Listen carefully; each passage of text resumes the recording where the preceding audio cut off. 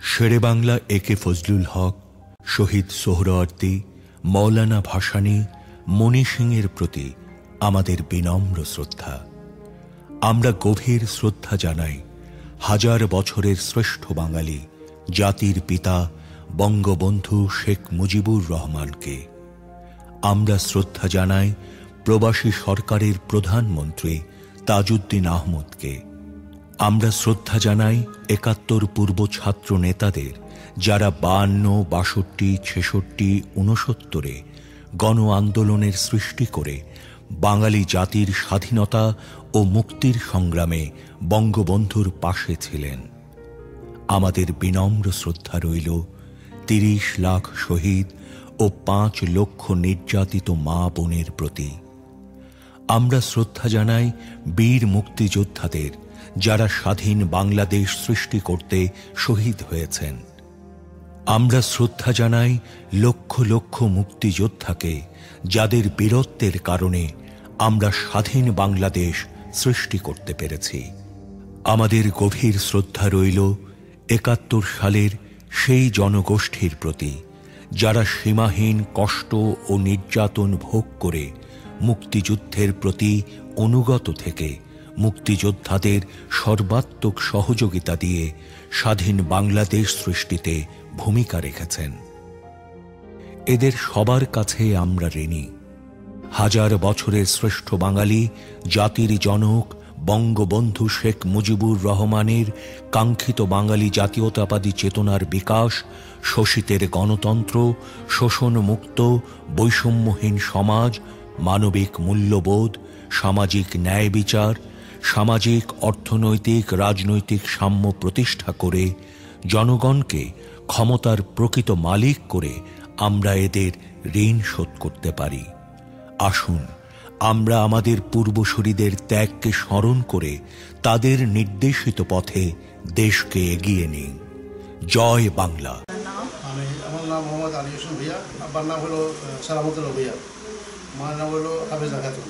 গ্রাম Khajuria, post office সিঙ্গিরগাঁও, থানা ফরিদগঞ্জ, জেলা চাঁদপুর। ১৯৭১ এবং চাঁদপুর কলেজের ছাত্র ছিলাম। ছাত্রলীগের সঙ্গে একটু জড়িত ছিলাম।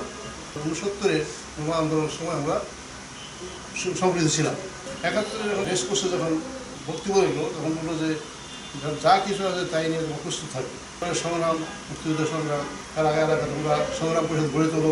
যাই হোক, ওনার এই বক্তব্যে উদ্বুদ্ধ হইলাম, চলে গেলাম। আমরা যখন ছিলাম এই ইয়েতে রেস কোর্সের মধ্যে ছিলাম, শুনে আমরা চলে গেলাম এলাকায়। তখন তো সব কিছু বন্ধ হয়ে গেছে। মাস রাত্রে শুনতে পারলাম যে ঢাকা শহরে মানে বিভিন্ন এলাকায় পাকিস্তান আর্মিরা ফল দিচ্ছে এবং মানুষ মারতেছে নির্বিচারে। তখন কী আমরা সংগ্রাম পরিষদ গড়ে তুললাম। তখন ক্যাশের ইনচার্জ ছিলাম। আর আমাদের ইয়ে ছিল তাজুল ইসলাম, উনি মারা গেছে নাই এখন। কিন্তু ঢাকা থেকে বিভিন্ন জায়গা থেকে যে যারা এলাকার লোক আসতেছে যাইতেছে, তাদেরকে আমরা সেবা করলাম, খাওয়াইলাম টাওয়াইলাম, খাওয়াইলাম, তাদেরকে আবার সুস্থ করে এলাকায় পাঠিয়ে দিলাম। এপ্রিল মাসের দিকে, এপ্রিল শেষের দিকে আসা সংগ্রাম পরিষদের আমরা থানা প্রভারে যে প্রধান ছিল আমিনুল মাস্টার, উনি ছিল সেক্রেটারি। ওনার কাছ থেকে আমরা একটা স্লিপ দিলাম। আমার এলাকা থেকে আমরা ১৪-১৫ জন আমরা রওনা দিলাম। সকালে আমার নাম আলী হোসেন ভূঁইয়া, সরওয়ার হোসেন, একে এম শহীদ সরওয়ার হোসেন, তারপর আলী আকবর, আব্দুল মালেক, কলিমুল্লাহ। আমরা আরও যখন ছিলাম আস্তে আস্তে ইন্ডিয়াতে চলে যাওয়ার জন্য রওনা দিলাম। শাহরাস্তি গেলাম প্রথম। সেখান থেকে আমাদের সঙ্গে আরও ১০ জন লোক মুক্তিযোদ্ধা যাওয়ার জন্য রেডি হয়েছে। আমাদের সঙ্গে গেল। আমরা ভারতে যাওয়ার পথে চৌদ্দগ্রাম হয়ে গেছিলাম। আমরা এখানে একদিন হোল্ড করলাম। এবং আমাদেরকে অ্যাকচুয়ালি সেখানে যারা রাজাকার ছিল, এলাকা মানে বর্ডার এলাকায় যারা রাজাকার ছিল, এরা আমাদের সাহায্য করছে। এরাও স্বীকার করার কিছু নাই। হাঁটতে হাঁটতে হাঁটতে কত টিরা যে ফাড়াইলাম তার কোনো শেষ নেই, হারার শেষ নেই। শেষ পর্যন্ত গিয়ে উঠলাম কাঠালিয়া ক্যাম্পে। কাঠালিয়া ক্যাম্পে উঠলাম। তারপর সেখানে আমাদের এমএলএ তখনকার সময়ে রাজা মিয়া সাহেব উনি ছিল। রিসিভ করলো, উনি গুড়, চিরা, মুড়ি নিয়ে আসছে কিনা। মানে আমাদের খাওয়া পর পানি খেলাম। তোমরা এটা থাকবে না, একটা কাজ করো, তোমরা ক্যাম্পে চলে যাও। তোমার জন্য ক্যাম্প করা হয়েছে কোথায়? বড়মুড়া ক্যাম্প। সেখানে ছিলাম। ১৭ দিন পরে আমাদের কর্নেল ভাগসি, ভারতীয় ইয়ে, উনি আসলো। তো না নেওয়ার পরে আমরা ৬০ জন আমরা একটা গ্রুপ হইলাম আর কি। মানে আমাদের পাঠাই দিব কোথায়? আসাম, লোহারবন এলাকা। আমি তখন ডিগ্রিতে পড়ি। আমরা ৩৩ জন। এরকম আমার কোম্পানি কমান্ডার ছিল আবু তাহের থেকে ট্রেনিং আরম্ভ হলো। ট্রেনিং গেলাম সেখানে শুধু সমস্ত ইন্ডিয়ান। পরে সেখানে আমরা অস্ত্র ট্রেনিং দিলাম, গ্র্যান্ড সব শিখাইলো। মানে যা এক্সপ্লোসিভ ইয়েগুলো শিখানো সব কিছু করলো। 30 দিন পুরো 29 দিন আমরা ট্রেনিং করলাম। 30 দিন আমাদেরকে নিয়ে বললো যে তোমরা প্র্যাকটিক্যাল দেখা আমাদের। ট্রেনিং শেষ হওয়ার পরে এখন আমাদেরকে ওই প্ল্যাটুন হিসাবে এখন আমাদেরকে বললো যে তোমরা তো এখন থাকার দরকার নেই, তোমরা ইয়ে করো, আমাদেরকে বর্ডার দিন। তখন করিমগঞ্জ বর্ডার আমাদেরকে ইন্ডিয়ান আর্মির সঙ্গে ইয়ে করলো, মানে দিল আর কি, যে ভাগ করে দিল। ইন্ডিয়ান আর্মি আমাদেরকে সামনে দিয়ে আগায় দেয়, তারা পিছনে থাকে। আমরা বললাম যে না, আমরা এবার থাকবো না, আমরা দেশে যাবো, দেশে গিয়ে যুদ্ধ করবো। আমাদের এখান থেকে সরাই পরে আমাদেরকে সরাইয়ে 3 দিন 4 দিনের মধ্যে সরাই নিয়ে আমাদেরকে পাঠালো ইয়েতে মেলাগড় ক্যাম্পে। মেলাগড় ক্যাম্পে আসলাম। এখানে আসার পরে তখন এখানে ছিল হায়দার, অস্ত্র নাই।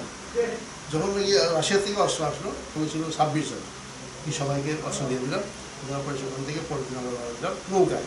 আমরা আমাদের নৌকে সেপে আসলাম 1 কিলোমিটার নামলাম। আমরা সেখান থেকে হাঁটা শুরু করলাম। হাঁটতে হাঁটতে হাঁটতে হাঁটতে বিভিন্ন থানার ঘুরে হাজিরগঞ্জে আসলাম। 3 দিনের সকাল 9টার দিকে 10টার দিকে খবর আসলাম শাহপুর আগুন দিচ্ছে গোলাবাড়িতে। এখান থেকে উঠে ঘুরে শুরু করলাম। তখন ওদের বাড়ির পূব সাইডে আর কি, একটু দেখতেছি উত্তর দিক থেকে, মানে উত্তর দিক থেকে গুলি করতেছে, আর আর্মিরা দিক থেকে গুলি করতেছে, আর বাড়িটা দিচ্ছে পুরা। তো আমরা কীভাবে দিতে দিতে এরপর আর্মিরা চলে গেল গিয়া রাজাকার সহ আমাদের ওই যে সোহেল বাড়ির সামনে, কিন্তু পাশাপাশি রেখে সোহেল বাড়ির এখানে আমরা আমার ক্যাম্প করলাম। 15 দিন পরে আর্মিরা নামলো যে তারা যেতে যাবে, খরিদারি বাজার যাবে অপারেশনের জন্য।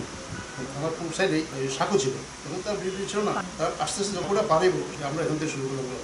এক করতে করতে 3-4টা উন্ডে রয়েছে, আর একজন কমান্ডার মারা যাওয়ার পরে আর্মিরা পিছু হয়ে গেল।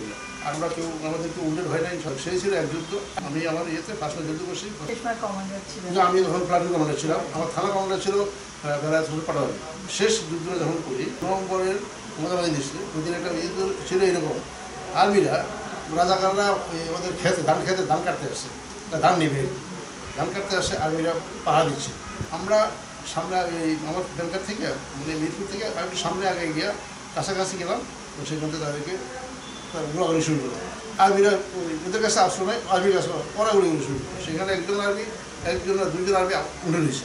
আমরা বুঝতে পারছি একটু উন্ডে রয়েছে, আর রাজাকার 3টা উন্ডে রয়েছে। হওয়ার পরে সেখান থেকে তারা চলে গেল, ধান আর কাটতে হয় নাই, চলে গেল গিয়ে। এটা আমাদের শেষ যুদ্ধ ছিল। এই শেষ যুদ্ধ করে 24 নভেম্বর আমাদের থানা আমরা মুক্ত করলাম। আমার থানাটা ছিল আসলে কিন্তু রাজাকার দূষিত থানা।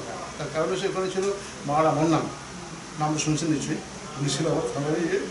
আরেকটা যুদ্ধ ছিল আমাদের আর্মিদের জন্য, চাঁদপুর থেকে ওই লঞ্চে রসদ দিচ্ছিল খাওয়ার জন্য আর কি। এই লঞ্চটা আমরা করছি, ডুবেছি আর কি। সেখানে আর্মি মারা গেছে, আপনার 2 জন আর্মি মারা গেছে। এটা আমি প্রাক্তন কমান্ডার। আমার সেখানে একটা গ্রুপ ছিল, সেখানকার গ্রুপে ছিল রাজা আহমেদ সরকার, সেকশন কমান্ডার। আর আমার এখানে ছিল 3 জন আমার সঙ্গে ছিল সেকশন কমান্ডার।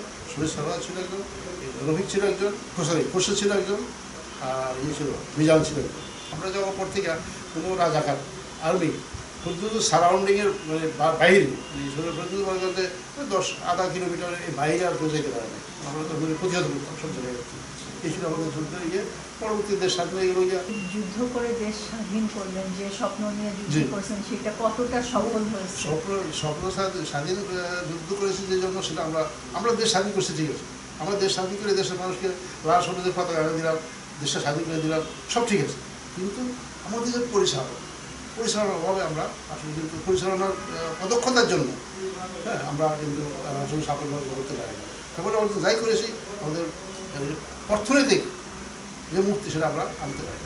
নতুন প্রজন্মকে নতুন প্রজন্ম আমরা ওদেরকে বলবো, তোমরা দেশের কল্যাণের জন্য আমরা বঙ্গবন্ধুর আদর্শকে ধরে রেখে, বঙ্গবন্ধুকে আমরা দেশের জাতির পিতা এবং বাংলাদেশের উপকার এটা তোমরা স্বীকার করবো। এবং তোমরা যতদিনই তোমরা বেঁচে থাকবে, ততদিনই করবে দেশকে দেশ যেন না হয়, খেয়াল রাখবা। তোমরা দেশের জন্য থাকবা, দেশের জন্য কাজ করবো। আর তোমরা এই ইন্ডিপেন্ডেন্ট দেশ যারা স্বাধীন করেছে, মুক্তিযোদ্ধা, এদেরকে তোমরা এদের কথা তোমরা সব জায়গায় প্রচার করবে। আগামী দিনে এই দেশকে সুষ্ঠুভাবে পরিচালনার জন্য তোমাদের ভূমিকা সত্যি হয়ে থাকবে। 30 লক্ষ শহীদ ও 5 লক্ষ নির্যাতিত মা বোনের সম্ভ্রমের বিনিময়ে আমরা স্বাধীন।